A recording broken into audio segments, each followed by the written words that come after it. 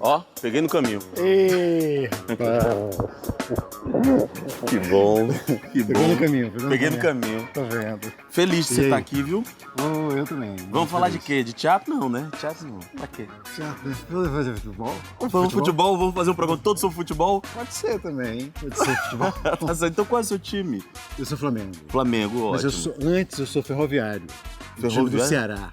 Nem sei o que é isso. Ah, Aliás, eu às mas vezes você sabe o que esqueço que você é cearense. eu moro há 50 anos no Rio, Lázaro. 50 anos. Mas como eu nasci no Ceará, o meu time original é o Ferroviário. O Ferroviário é assim, a terceira força. Era, né, no meu tempo. Pode ser que quando eu saí, ele caiu de produção. Eu acho que deve ter caído, principalmente porque eu nunca nem ouvi falar. Do Ferroviário? Com todo respeito aos torcedores Do ferroviários. Ferroviário? Cara! Ótimo. Então hoje, Ferrim. Aderbral. Hoje, Aderbral, Freire e Frilho, falando só sobre futebol. Exatamente. Nada de teatro. Por outra, a gente pode dizer alguma besteira sobre teatro. Né? Fui criado ao lado de Mangueiras, no Ceará. Meu nome é Aderbal. Sou de teatro, sou diretor, e também sou ator e também sou autor.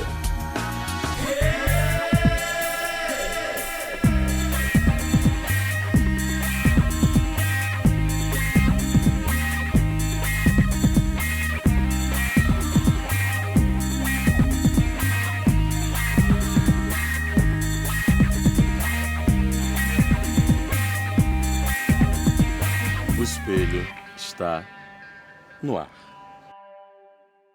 O que é que você quer dizer de novo para o mundo? Cara, às vezes a gente pensa que tudo já foi dito. É muito difícil você ser novo. Às vezes você se surpreende lendo uma coisa e diz assim, parece que foi escrito ontem. E é, sei lá, a Utopia de Tomás Moro. Então, mas de fato a gente tem coisas que mesmo já tendo sido ditas, talvez sejam novas pelas circunstâncias que a gente está vivendo. Às vezes eu fico me impressionando, no Brasil especialmente, você está falando do mundo. Claro que o mundo tem muitos problemas, como eu tinha um amigo que dizia que tudo acontece no mundo em Copacabana com maior frequência. Grande querido amigo. Era o compositor Mário Teles. E o Mário dizia isso para mim, achava um barato. Tudo acontece no mundo em Copacabana com maior frequência. Então o mundo está muito confuso. O Brasil está em Copacabana está mais. Copacabana está mais. Então, por exemplo, acho que se alguma coisa precisa ser dita é assim, vamos buscar o conhecimento. Tanto o grande conhecimento buscado pelos pensadores e pelos cientistas nas suas áreas específicas, como o conhecimento mínimo do nosso entorno, essa sabedoria popular e tal. Então, parece que antes disso as pessoas você falou isso, não dialogam, não se agridem, brigam e tal. E eu não sei, e aí parece que podem mentir na nossa cara. Eu nunca vi tanto descaramento, por exemplo, por parte dos que detêm o poder, por exemplo. Sim. Nunca vi. As coisas que são ditas... Eu já sou velho, Lázaro, já vivi muitos momentos políticos, digamos assim. Muitas sociedades brasileiras, muitos momentos de transformação da sociedade brasileira. Mas como agora... que tem um controle da informação e do interesse de uma plutocracia, o poder dos mais ricos, e ele é tão descarado e que ele tenta impor, mesmo quando ele diz assim, esses políticos são canalhas, esses políticos são ladrões, isso e aquilo, mas eles defendem o que eu me interesso em defender, então eu vou apoiá-los, assim, então, enfim. Mas isso deixa a gente como? Como é que você consegue sobreviver a esse momento? O que é que te estimula hoje? Uruguai.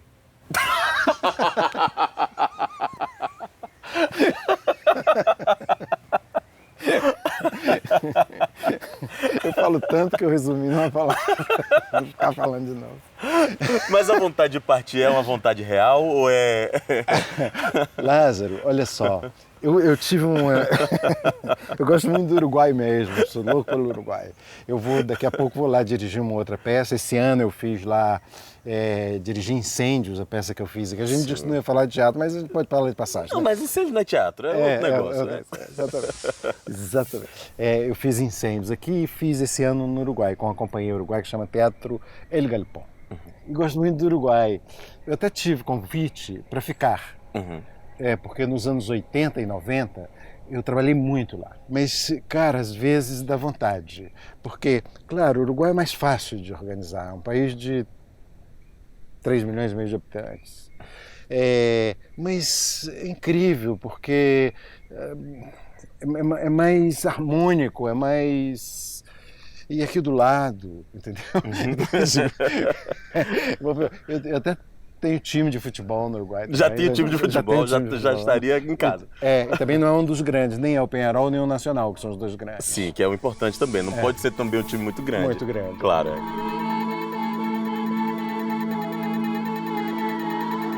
E o que é que tem te estimulado agora no teatro? Quais são suas escolhas? Aliás, as suas escolhas do que fazer no teatro, mesmo que não as faça, né? Porque às vezes é isso, a gente quer fazer isso e não faz.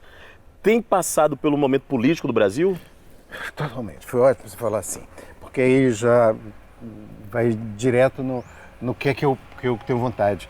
Eu escrevi uns artigos, tenho escrito uns artigos sobre algumas questões políticas e tal, mas eu digo, eu estou num desvio de rota. Então, por que eu não falo disso onde eu estou em casa, no teatro?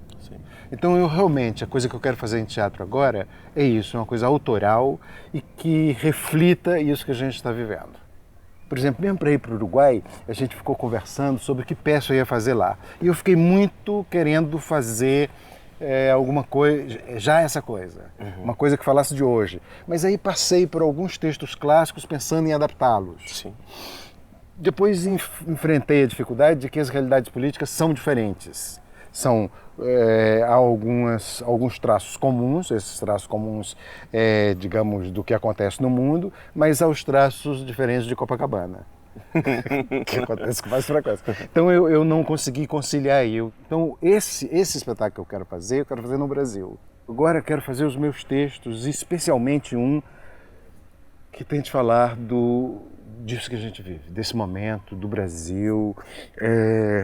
É difícil, porque às vezes eu começo uma ideia e a realidade te surpreende com um fato novo que é mais provocador do que algo que você possa... do que o que eu vinha fazendo. Então, Sim. Aquilo fica imediatamente já superado, eu vou para outro. Mas eu quero fazer isso, eu quero fazer uma dramaturgia, eu quero criar uma dramaturgia. Tinha muita vontade, Lázaro, de agora reunir um grupo de atores. Sim. E voltar a ter um grupo. Eu tive algumas tentativas na vida e nunca consegui isso, porque é difícil. Como é que você vai ter um grupo? Pois é, justamente agora que as pessoas estão indo para monólogo e etc, você quer voltar para o grupo? Para o grupo, quero falar, quero com muita gente. O problema é exatamente como, de que jeito fazer isso, mas eu acho que talvez uma das razões do Uruguai é porque o Uruguai tem uma tradição de grupos. O teatro uruguaio só ultimamente tem assim montagens avulsas, independentes. Mas se não é uma montagem da Companhia Nacional, é uma montagem do Teatro Circular, é uma montagem do Teatro do La Gaviota, é uma montagem do Galpón, entendeu? Por exemplo, esse projeto meu autoral é quase, digamos, indispensável que tenha um grupo para poder ir escrevendo, fazendo. Mas grupo, qual é a vantagem de grupo, Aderbar? Grupo é mais gente para dar opinião, mais boca para comer, mais cachê para pagar. Você ri, né?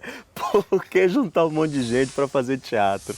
Porque o teatro é, por natureza, coletivo.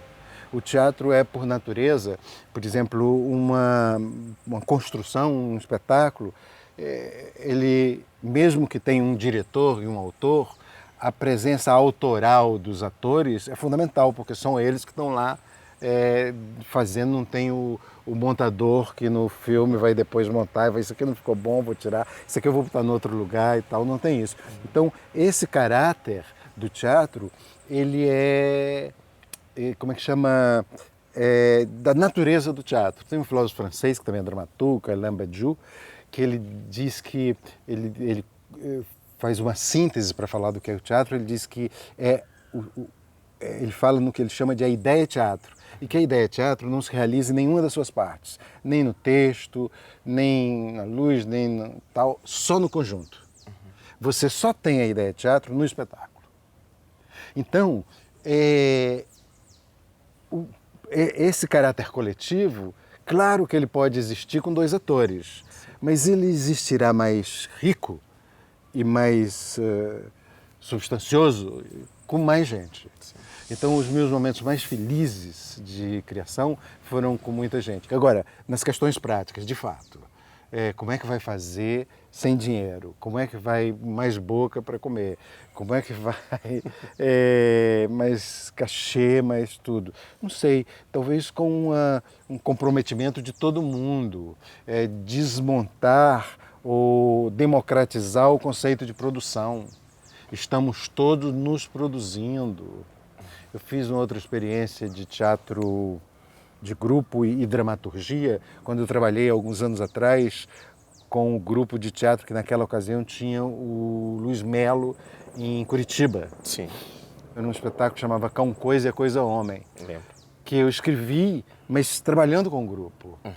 Então é ótimo, é isso que quero, porque essas muitas opiniões que você disse, muita gente para dar opinião, é melhor. É melhor. Mesmo que você tenha uma posição autoral. Por exemplo, eu como diretor, sempre digo que se os diretores fossem de 2 categorias, aquele diretor que em casa desenha, faz tudo e chega no ensaio e só transmite aos atores aquilo que ele estudou em casa, se esse fosse um lado. E o outro fosse aquele que vai para o ensaio e fica vendo os atores improvisarem, se isso ficou bom, e contando com espontaneísmo, eu não sou nenhum dos 2. Nem eu fico estudando em casa e marcando para chegar lá e fazer, e nem eu sou, digamos, espontaneísta, achar que umas improvisações podem... às vezes até podem, Sim. mas excepcionalmente.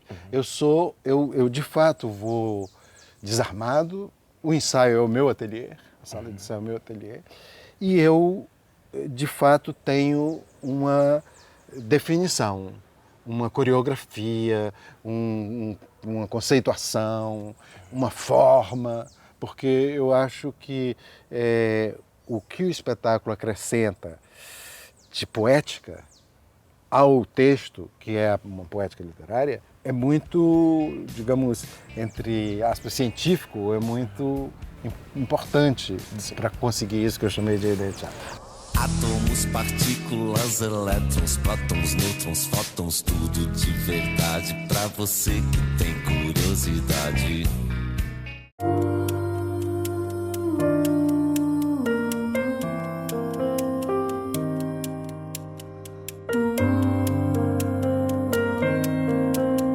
Trilogia da Noite, Alta Noite, Antes que Anoiteça em Mim e Libertê, Elísio Lopes Júnior.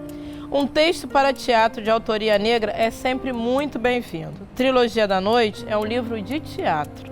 Trilogia da Noite é o conjunto de 3 obras que se ligam entre si por temas comuns a todas elas. São 3 peças teatrais que utilizam a noite como metáfora dos sentimentos humanos.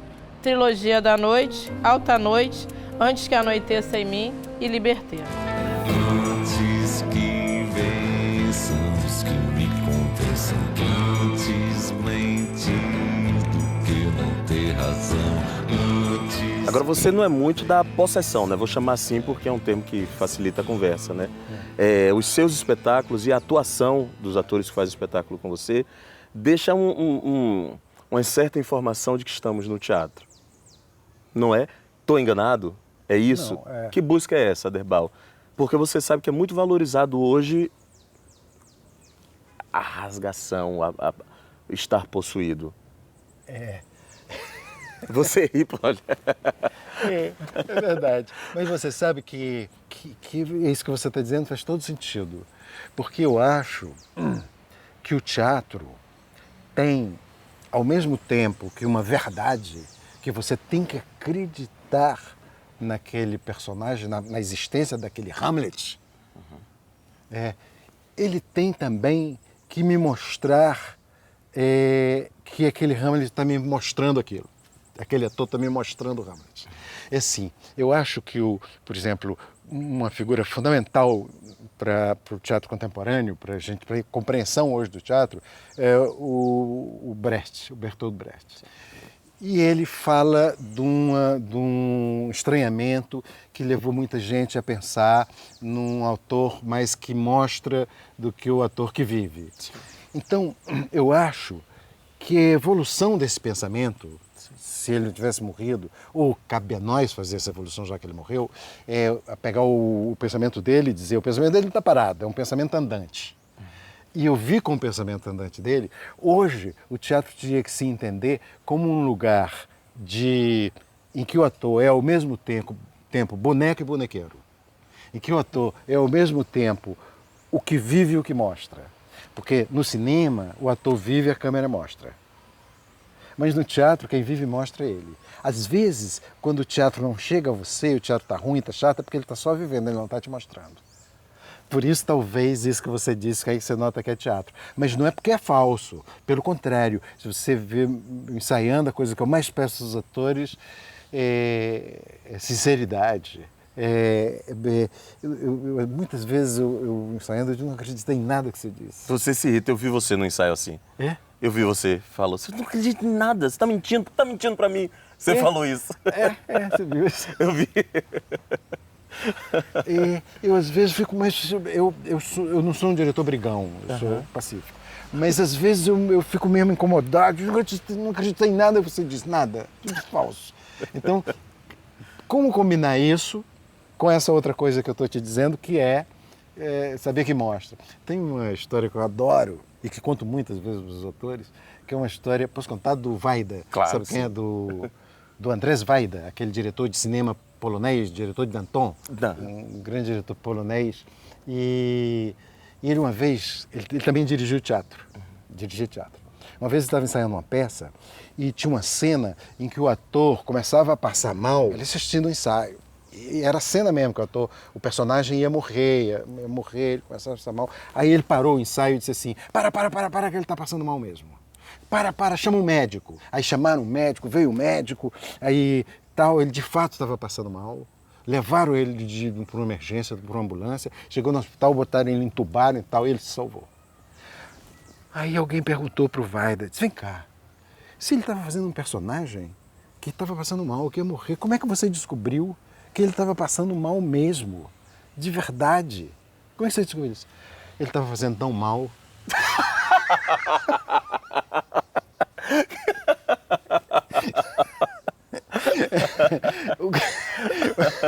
O que eu acho é que talvez ele não estava mostrando, ele estava vivendo, estava só sentindo. Eu acho que se esse ator o Wajda tivesse fazendo não uma peça de teatro, mas um filme, ele tinha morrido. O Wajda estava gostando. Agora, a gente começou com uma pergunta filosófica, eu vou terminar com uma filosófica também. O que é que fará o teatro permanecer? Ou o teatro vai acabar? Cara, essa é uma preocupação que o teatro pode não ter, porque não há risco dele acabar. Ele não passa por esse risco. Eu me lembro que quando, disco velho, né? Que o teatro, a certa altura, todo mundo tinha dizido, com o crescimento do cinema, o começo da televisão, peguei isso, e o crescimento do cinema, muito filme colorido, terceira dimensão, sei lá, e dizia assim, o teatro vai morrer e tal, em cinemas enormes, que tinha aquelas salas enormes no Rio, em todo lugar, em Salvador, Fortaleza, e cinema São Luís, e eu dizia que, cara, é mais fácil morrer o cinema. Um pouco aconteceu. Determinado tipo de cinema, não a arte em si, mas o tipo de relação com a distribuição, com o consumo, morreu. Aquelas salas grandes não existem mais, derrubaram. Aquelas salas grandes que diziam, e o teatro? Foram abaixo. Se transformaram em 18 salas pequenas. Enfim, a própria televisão tem esse risco, porque vai descobrir uma coisa melhor, que você, assim que nem morreu essas lojas que vendiam CD, DVD quando apareceu. Alugavam, como é que chama isso? Era Locadora. Locadora. Desapareceu. Desapareceu e era uma fase da vida do cinema e da possível ou ameaçada morte do teatro, da possível morte do teatro. Não, já morreu a sala grande, já morreu a locadora, já morreu não sei o quê. Aí agora tem essa coisa do que você vê na televisão, escolhe o filme, vai morrer. Vai ter alguma coisa que você vai ligar e você vai ver o filme, sei lá, cara. Morreu máquina fotográfica, agora é o telefone que faz isso. Enfim, então, tudo o que tem, digamos, uma identificação muito grande com a técnica vai ser superado, porque vai ter uma técnica melhor. O teatro não tem nenhuma. O teatro não depende. O ato de teatro é um ator, Lázaro Ramos, aqui, um espectador que vai te ver aqui fazendo isso. Isso não tem jeito. Isso foi muito bom, o nascimento do teatro, do cinema, que algumas pessoas me disseram que matava o teatro, salvaram o teatro. Renovaram o teatro. Porque aí você viu o que era só teatral, o que era só cinematográfico. Por exemplo, quando você tentava fazer uma peça realista demais, você não podia passar da sala, você não podia pensar em 2 salas, porque já era complicado fechar o pano, bater, fazer a sala e tal. Então o cinema mostrou que ele podia fazer isso, que ele podia mostrar a sala, que ele podia mostrar o Titanic, o navio. Tudo bem, antes o teatro não podia fazer o Titanic. Não podia de jeito nenhum, porque como é que eu vou fazer um navio e tal. Eu fiz Moby Dick, porque o Moby Dick, o mar não está no palco, está na cabeça do espectador. Eu provoco a imaginação. O teatro é um provocador de imaginação. Então, realmente, essa ação não depende, zero de tecnologia, não existe. Vai chegar um tempo que tudo, absolutamente tudo vai ser aplicativo, menos o teatro. Até trepar vai ser aplicativo.